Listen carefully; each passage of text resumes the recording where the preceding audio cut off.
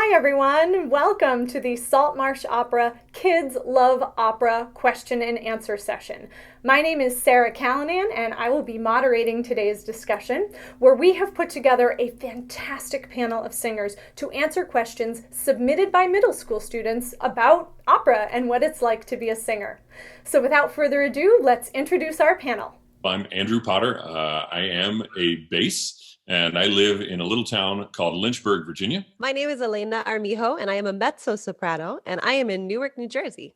My name is Benjamin Rausch, and I am a countertenor hailing from Connecticut, Hartford, Connecticut. Hi, everybody. I'm Brian, and I am a tenor, and I'm also from Connecticut. I live in Lyme, Connecticut. How's everybody doing? My name is Eric McKeever, and I am on Long Island in New York. Hello, my name is Brittany Renee, and I'm a soprano, and I'm just happy to be here and answer some questions. Thank you all so much for being here.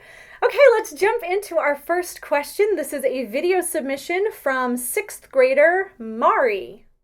Can you really actually break glass with your voice? Because I've seen it before and I've heard it before, but I really want to know if it can actually happen. This is always the popular question, the myth that needs to be debunked every time. Can you really break glass with your voice? Who wants to take it? I feel like it should be Brittany. For sure. Right.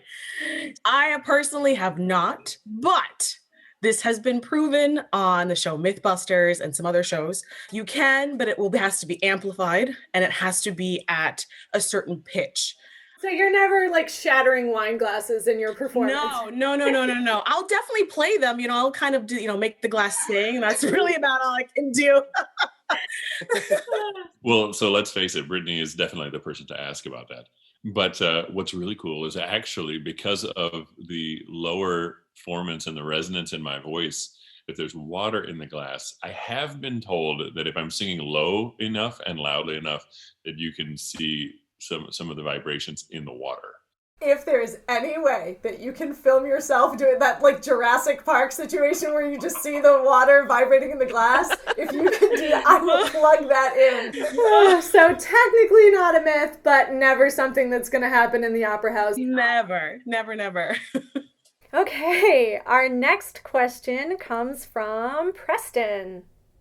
Hello, my name is Preston, and I'd like to know, how do you learn opera? Do you have to go to school for it? Hello, Preston. Your question is, do we need to go to school to be an opera singer? And the answer is yes. Why? Because opera, like any other job, takes special training. The majority of opera singers go to school for probably 6 years, 4 years for their bachelor's degree, and then another 2 years for their master's degree. They learn everything about the mechanics of singing, the physicality of singing. They learn the languages that go with singing opera, which tend to be French, German, Italian, sometimes Russian, sometimes Czechoslovakian, sometimes Spanish, and often English. They learn about the different composers and how they wrote their different operas, and they learn all of the stories. And on top of all of that, they have to learn how to act so that when they're on stage, they give convincing portrayals of these characters. So we have a lot of work that we have to learn when we go to school. But you guys agree it's really fun, right? Well, I don't know if I agree that school is fun, but yes, I think that there's lots that goes into it and lots of different ways to learn. So yes, Eric. Oh my gosh. We're already setting a fantastic example for the children. Okay. This next question is an emailed question from Marcus, who is in the 7th grade. And Marcus would like to know, how did you know you wanted to be an opera singer? That's actually a really interesting question. How did I know that I wanted to be a singer? The answer is I didn't. I never planned to be a singer. I loved music, and I was actually at school for instrumental performance. I was a tuba player. And it was there that a voice teacher found me and talked me into taking some voice lessons. I actually pushed back on him for a while, no, I don't sing. And then I wound up taking some voice lessons. I fell completely in love with it. I didn't know that I wanted to be a singer until I sang. I went to college actually to be a music education major. I had heard of opera, but I had never experienced it. It was seeing an opera, and one that was just really well performed, that hooked me. I went and said, I want to become an opera singer because I want to figure out how to make that sort of experience part of my life every day. And my mother was like, sweet Jesus. And and then after 2 years, she finally was like, well, maybe. Yeah, I think I was similar. I'm a firm believer that opera finds you. Because there have been many times in my life that I've tried to leave opera on purpose. Like go to jazz, like play around with a cappella world for a while. And my path always ended up back with opera. And I loved opera, but I just I think I was scared of it for a long time. And I also just thought it seemed hard. So the more that I tried to get away from it, the more that I got pulled back into it. So I'm a firm believer that it sort of chooses you too. For me, it was always about just the mastering of the instrument. I mean, ever since I can even remember, I just was always musical. And so I played a lot of different instruments, and I still do, but there was something so unique about the voice as an instrument. And so that was it for me. I love musical theater, and I loved being on stage and acting, and to be able to combine classical music and being on stage and acting and playing a character and storytelling was like, well, that's it. Let's move on to our next question. This is a video submission from Allie. Hello, my name is Allie, and I was wondering, since I'm an alto, are there different types of opera for different types of voices, such as soprano, alto, and baritone? Thank you for the question, Allie. As a mezzo-soprano, the first thing I had to do is figure out, what does that even mean? What is a mezzo-soprano? What's my range? How does it work? And then I started to explore what roles were available out there for me.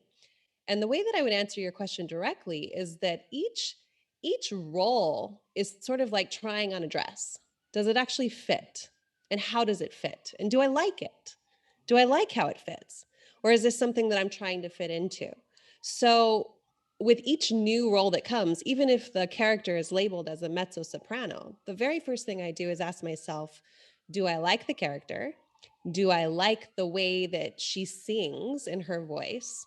And do I like the language? And that's kind of where I start before I choose yes or no around singing something.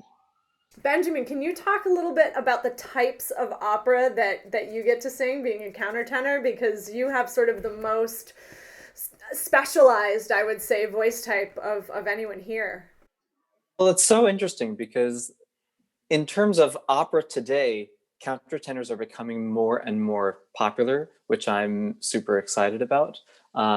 Especially in the past 50 years or so, now people are writing roles specifically for countertenor. For me, a lot of the roles that I would sing would be early music. There's also really cool contemporary roles that are really sweet for the countertenor voice. The in-between, not so much. But yeah, the roles they're much fewer and far between for me than probably everybody else in this room.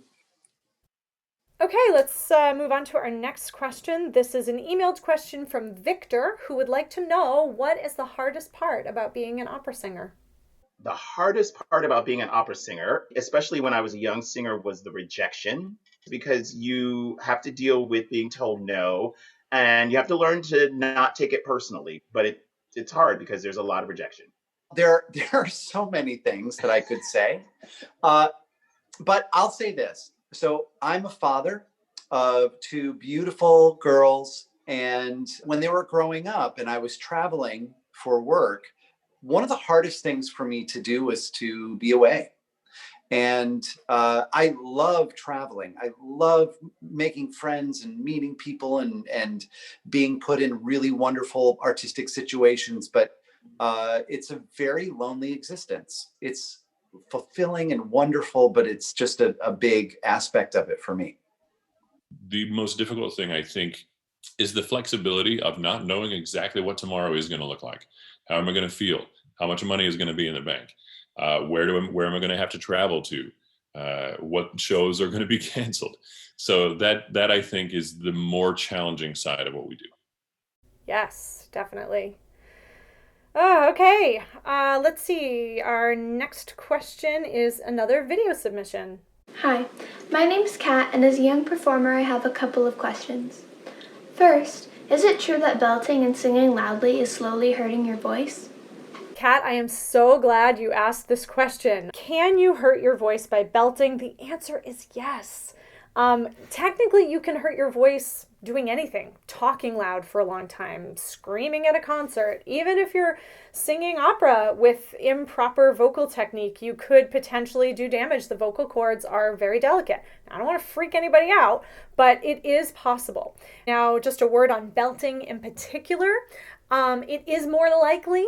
I have seen more belters damage their voice than classical singers because belting is a slightly more forceful way of singing, so the odds do increase that you might do some damage. Now, is it possible to sing with a healthy belt technique? And yes, it is. But without knowing about breath support and just proper vocal technique first, I don't recommend it. My advice, middle school is a great age to start taking lessons if that's something you're interested in, but get yourself a good teacher and learn about healthy voice technique no matter the genre. My second question is, what's your favorite part about being a singer? I love being on the road. Somebody called me once a road pirate. So you're like a pirate. You're like just always going to like different places and doing it. I'm like, I dig that. I kind of want a t-shirt that says road pirate. But just that ever-changing environment and being able to adapt and make art is so cool. And it's something that's probably the thing that I love the most. Okay, well, my favorite part of being an opera singer is the art form itself. Being able to use my body as an instrument, unamplified, over a big orchestra to thousands of people and be heard. And imagine like what this is like when you're on stage with somebody else and you're singing each other's faces off and there's spit everywhere. And there's this really great acoustic thing that happens when you're on stage singing with another opera singer. And it's like this vibration that you're feeling. And it's like a whoa, whoa, whoa, whoa, whoa sound. Right, guys? And it's amazing. That to me is one of the most thrilling. It's like being a professional athlete, being able to use your body to make that type of sound with others is just, that's like the most thrilling thing ever. Yeah, Brian, you hit on it. That's my favorite part too. And I have a little different way of describing the feeling of it. So my absolute favorite part of being an opera singer is singing with an orchestra. And what it feels like when you're on stage and there's 80 musicians underneath you and you're doing what Brian said, unamplified singing, you feel like you're flying. And it literally feels like you're soaring in the air. And I, to this day, don't know another feeling that feels like that. And it's working for that moment all the time. That's what I love. I have to jump in and agree. The craziest part about being an opera singer is you're a piece of a puzzle. Your piece has to be so beautiful and amazing and fantastic in order to fit with another person's piece. You got all the different soloists, you got the chorus, you got the orchestra, and it's just this wall of sound that you are a part of. I mean, but when that puzzle gets put together, it is just there's nothing else like it. And again, adding to the fact that we don't use microphones and it's all acoustic, it's just thrilling. The big thing for myself is actually just storytelling, not even just through opera, which could be in another language, or even for musical theater, jazz, gospel, all the other types of genres, is just really be able to tell the story and be able to connect to people. Because the thing is that whether it's another language or whether it's English, they're all stories that people can relate to. It's this connection of story. And there's something about that pure emotion that just makes me feel so like warm and fuzzy inside. Oh my gosh, everyone is just hitting the nail on the head. My gosh. I want to piggyback on what Brittany was saying, that there's something magical about when you can sing for people you don't know, and then after the performance, you see a complete stranger, somebody you have never met, and they have tears in their eyes, and they are telling you how what you just did touched them in a way they could not have anticipated.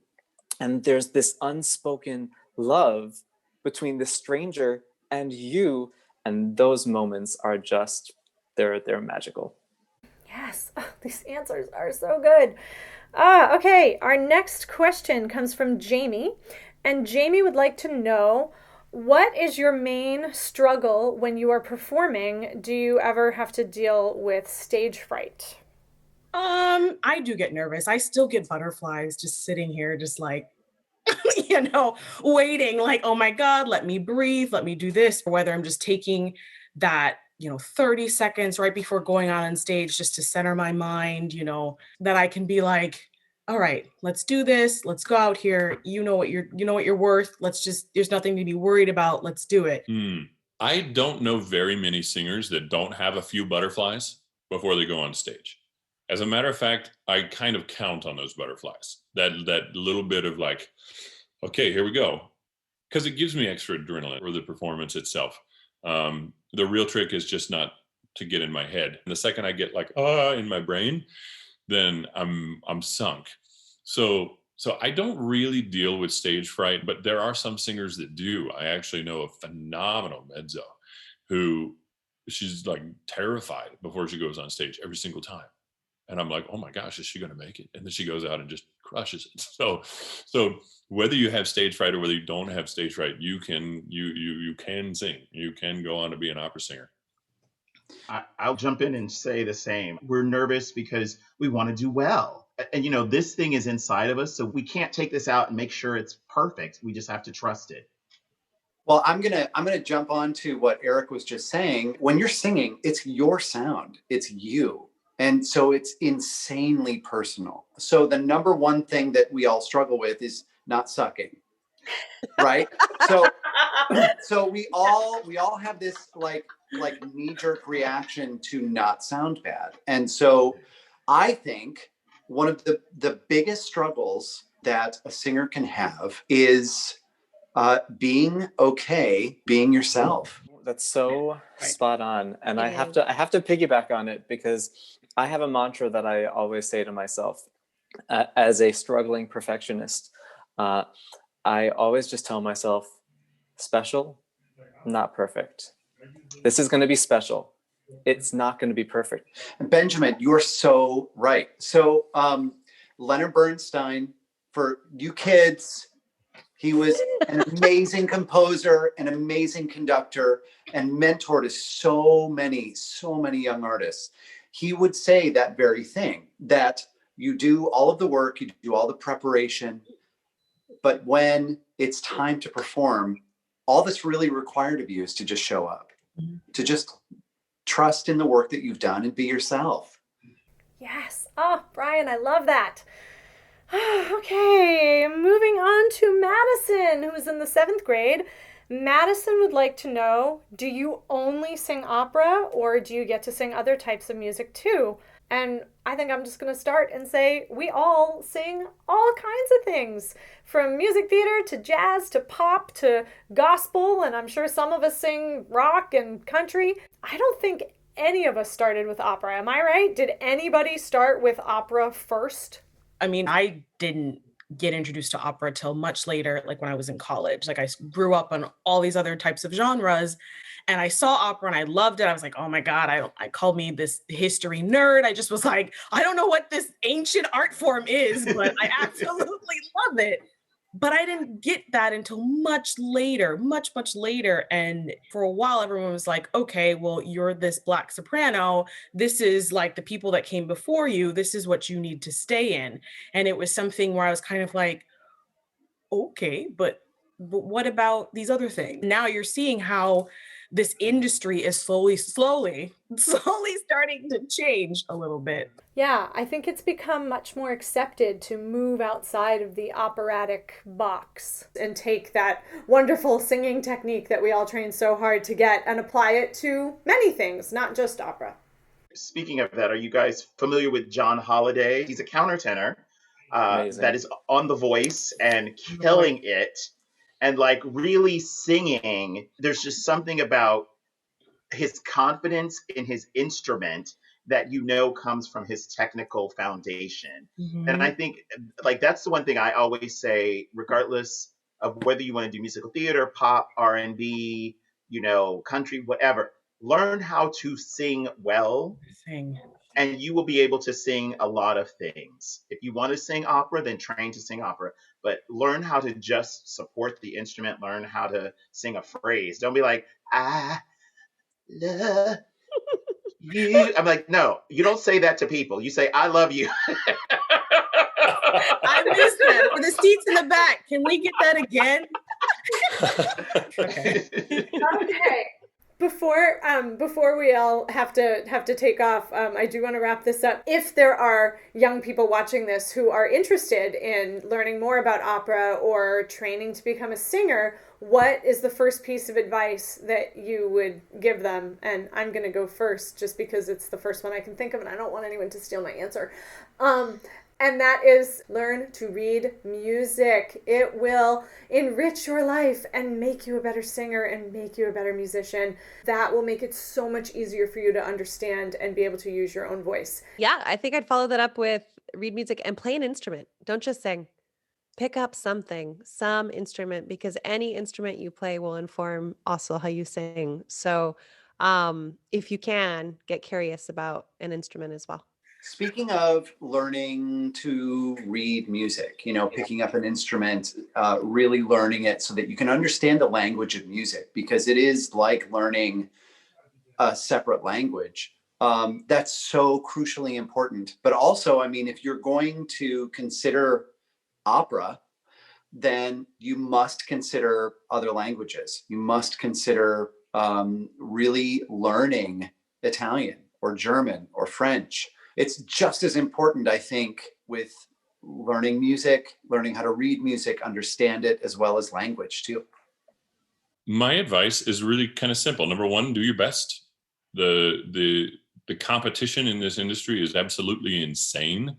You're not going to just walk out of college with a degree and then go be a professional opera singer. You're going to walk into an audition room where there's 1,000 other people of your voice type singing for the same exact role.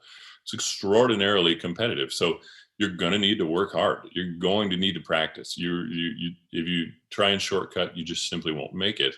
But the other thing is, and this is some hard advice, but I tell every one of my young singers this, every one of them. If you can do anything else with your life, do that thing, because this is a stressful existence. It's difficult, but I don't think anybody on this call would trade any of that, because we've chosen this because it's what we love to do.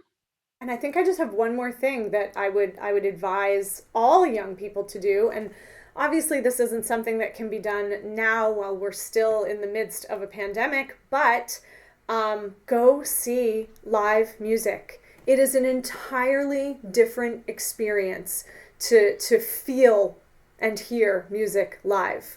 It is something that, I don't care how good your speakers are, you don't get the same. It is a feeling. You can physically feel opera. Brian was talking about it as a singer, but as an audience member, you can feel it too. Literally, the vibrations of my voice are coming out of my face and hitting your face. And it's a magical experience that you don't get anyplace else. So go see an opera. You may not think there is opera in your town, but I bet there's opera not too far away. We're kind of everywhere. Can I steal that as my new motto? Opera is my vocal vibrations hitting you in the face. That's how I used to describe it to my students. I like that. That is amazing. Oh my gosh, you guys. Thank you so much for being here, and thank you to those of you who submitted questions. If any of you have any other questions, please feel free to send an email to info@saltmarshopera.org. We'd be happy to get back to you, or who knows, maybe we'll do another one of these panels. This was so much fun.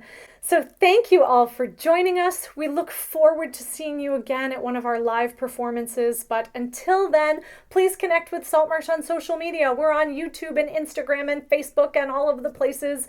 And you can always find us at saltmarshopera.org. We'll see you next time. Bye-bye.